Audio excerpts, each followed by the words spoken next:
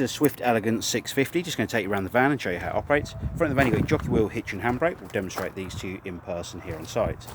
In the front locker you have your two gas bottle tie downs with your gas pipe work coming to the bottle. The pipe work that goes into the front of the bottles is a reverse thread fitment, so it's the opposite way to a standard bottle cap, for instance, to tighten the pipe work up and to release it from the caravan. You'll also see in the front locker you've got your leg winder and your jack for the caravan. You can carry a maximum of two 6kg propane gas bottles inside the caravan at any point. Coming down the side of the van, you've got your Aldi heating and hot water flue. Does very much the same job as the flue on the side of your house, no difference at all there. You've then got your wind down legs on either side at the front to stabilise the caravan while it's on site. They are only there for stabilising the van, not lifting the caravan off the ground. You then got a dog shower attachment, so you can push it in and draw it out, run the water from the water system on board the van. You've then got a water pump connection that goes into the side of the caravan, direct to your tap. So this is for your hot water tank, direct to the hot water tank. So you just pull the trigger back and push it into the side of the van and lock it in place. The top connection here is to fill the onboard water storage tank. So you just need to pump, instead of connecting the pump here, you connect it to the top, and that will fill the onboard water system directly to the taps rather than the hot water system directly. I'll show you inside the van how to change over the valves to make it fill each tank on board the hot water tank or the water storage tank directly.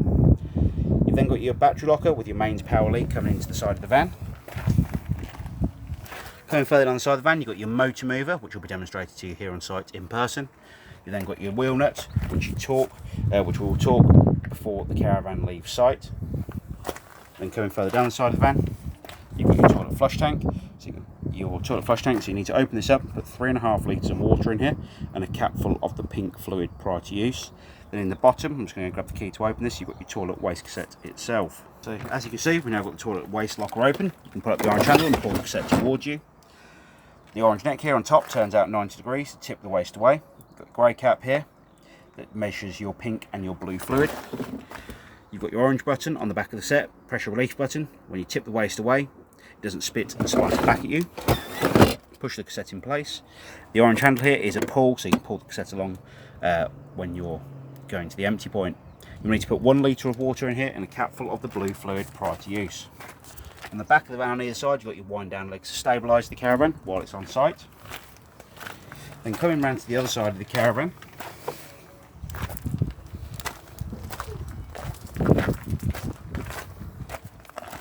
storage locker for the front left hand side seating area, barbecue gas point, your last wind down leg, 240 electric sockets so you can have power out to your awning, and then behind the door you've got your 2 fridge vents so you can have so the fridge essentially breathes, so it lets out the hot air and takes in some cool air, and behind one of these you'll also find a gas flue for when the fridge is running on gas. Above the door, you have your main control panel for the caravan. So when you initially come in the caravan, you're going to need to turn the power on. You've got your awning light for the outside of the caravan. You've got your dimming lights for above the front cabinets, which you can adjust using the arrow on the right hand side here. And then you've got your roof lights on the button on the left hand side here. You've then got your water pump switch, which I'll come back to in a moment.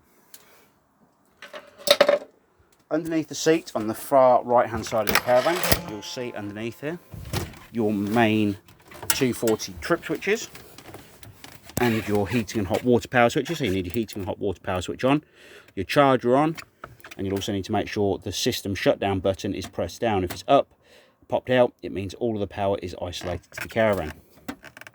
You've then got your 12 volt fuses for the 12 volt systems on board the caravan. On the right hand side, you've got your 240 trip switches for the caravan.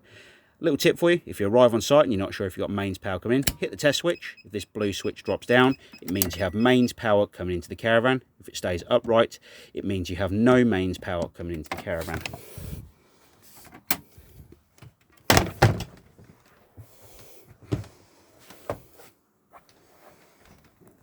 On the cabinet itself, you've got your 12 volt fuse list to tell you what each of the 12 volt fuses is for. Then on the right hand side, you've got your 240 trip switch. You've got your 240 trip switches here, which allows you to run your 240 systems, and it tells you what each of the fuses is for. So to fill the water system up on board the caravan, you're going to need to come over to every tap on board the van Open all the taps up on the hot side of the water system, as you can see here. Then what you're going to do is you're going to need to come underneath the cabinet at the front of the caravan, and as you can see just inside the door here there is a list for how you fill the internal water tank, which is the tank just here, and the hot water tank is the one in this cupboard on the right hand side.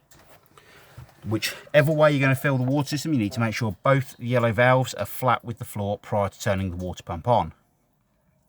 Now if you want to fill the hot water tank from the external supply, so from the water tank on the outside of the caravan, you need to make sure the white valve here is pointing to the right hand side.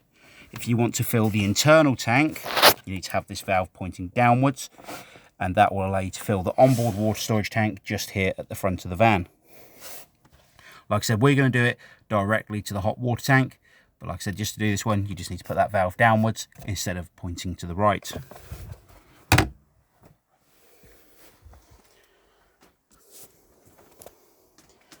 When you come, like I said, you have all the taps open on the hot side of the water system, and then you come to your water pump switch and turn on your water pump. At that point you'll start getting water flowing up into the caravan, and once the water system is full, no matter which way you're filling it, you need to do it in the same way, whether it be from the external supply or the onboard water tank. You can then shut all of the taps back off once the water system is completely full. At that point you can go to your Aldi heating and hot water control panel, and you can start thinking about warming the water on board the van. So you'll press the power button on the bottom left hand side of the control panel. The screen will load up here. Top right hand corner indicates we've got mains power coming into the caravan, but as you know we've just tested it on the 240 trip switches and they tripped down, so it means you had mains power come into the van. Below that you've got your current room temperature for the caravan, which is 28 degrees. Your menu button will take you into the options for the heating and hot water. So you've got plus or minus here on the right hand side, on the left hand side, sorry, minus and plus. Plus obviously turns the temperature up. Below that you've got the hot water option, so you've got hot water on and hot water boost. So when you're showering on board the van you can boost the water system with having this bar completely full, and when you just want the water on so it ticks over at a steady temperature, you can have it in the central position, and off when this bar is completely empty.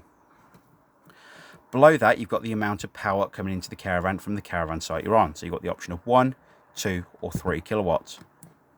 Depending on what caravan site you're on will depend on what you set this power source to. If you're on a site with 3 kilowatts, then you set it to 3 kilowatts so you get the most efficiency out of the heating and hot water. However, if you're not sure what to set this to, if you ask your site office when you arrive on your holiday, they should be able to advise you. To ignite the water systems on gas, you'll hit the gas option here on the bottom left hand side.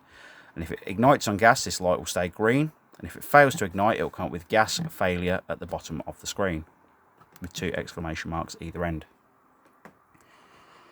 You've then got your option, your advanced settings in the control panel here on the bottom right hand side. For these we do advise you read the manual completely that comes with the caravan for the Aldi systems prior to changing any of the settings in here. It is set up ready to run, but you can also set timers for the heating and hot water in here should you wish to. To turn the control panel off, you'll hit the power button on the bottom left hand side and it will isolate the power to the Aldi control panel. Microwave, hob, grill and oven all work very much like your household appliances.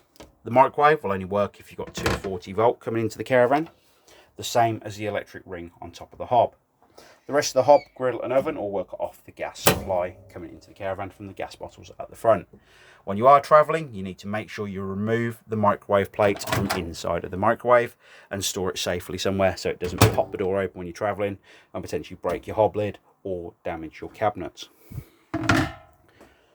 Next up, we're going to go to the fridge. The fridge is very simple to use. So on the front of the fridge, you have your power button, turn the fridge on. At the moment, it's trying to ignite on gas. When it fails to ignite on gas, it's going to flash the blue light here to indicate it's failed, and also the red warning light on the right hand side here. This is also your reset for your igniter for the gas system. If it stays ignited, the blue light here is going to be your pilot light when it is solid blue. You can control the temperature of the fridge on gas or mains on the button on the right hand side here. Then you can control the freezer temperature by hitting the blue button here and then turning up the freezer temperature as you wish it to be. 240 volt mode, you just select the 240 option and like I said, control the temperature here, and with the freezer here. Then if you're towing down the road and you want to use the fridge as a cool box, you need to make sure you're connected to the car first. It will only work if you have the correct connection on the back of your car. It will not work if you have the wrong connection or it is not wired up correctly. But once you connect to the car, you can have the control panel turned off above the door. Come inside and select the 12-volt option, and the fridge should start working as a cool box. The blue light here underneath the battery symbol will be your 12-volt fridge operation. To turn the fridge off, press and hold the power button and it will isolate the power to the fridge. The last thing we go through on this particular caravan is the toilet system in the bathroom. Oh, one other thing to note while I'm in here. The towel rail in the bathroom does hold a lot of heat after it has been on for quite a while, and it also gets very hot when it's in use. So please bear that in mind if you have young children in the caravan. Toilet system, very easy to operate, electric flush on top. Toilet full indicator light will illuminate red when the toilet waste cassette is completely full. The toilet seat itself turns for your convenience, as you can see here. You will need to have it back in the central position when you're removing that toilet waste cassette from underneath the van.